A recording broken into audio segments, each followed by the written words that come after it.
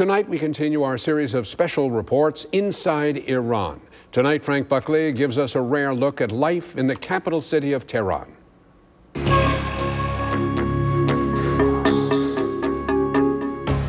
You've no doubt heard that President Bush described Iran as part of the axis of evil. Maybe you know the State Department labels Iran a state sponsor of terror. But what do we really know of the country and its people? We recently went to Iran to see for ourselves. It is a nation of some 70 million people, a country with a proud and ancient history. And from above, the sprawling capital of Iran, Tehran, looks and feels a little like Los Angeles. Traffic, a nightmare like ours. The people, generally friendly and hospitable. They shop in grocery stores, there's fast food and traditional. You can see a film at the local cinema, find the latest appliances at a store, and as you could in any city, in America, you can find a 16-year-old kid shooting hoops. I taught Romy how to play the game called Pig. I didn't have to school him on the NBA. Who's your favorite basketball player? Allen Iverson. Allen Iverson. Yes. What about Kobe? He's a nice player. I like it. Yes. What about Shaq? He's a good player, but not exciting player. For all of the similarities to our way of life in Los Angeles, there are also some very stark differences. This is an Islamic country, after all, and if you need to be reminded of that, all you have to do is look up. Everywhere there are images of these men, the so-called supreme leaders of Iran.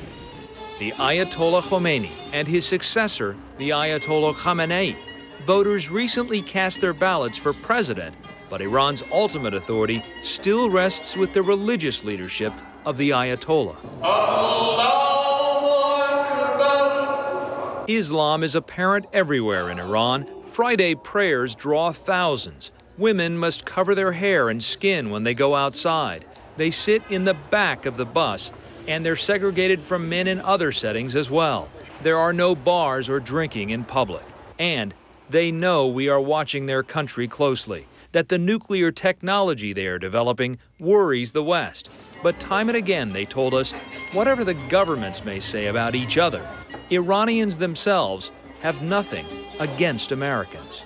We don't think American people are dangerous or bad, but the government officials and President Bush don't try to understand our people or the country of Iran. The relationship between our two countries broke down 25 years ago after Iranian students took hostages at the American embassy in Tehran. Will the election of a new president in Iran result in a new dialogue between our two nations? Few are optimistic. Frank Buckley, KTLA News. And tomorrow we will continue our series of special reports inside Iran. A look at the people, the history, and the issues facing that country and its relationships with the United States.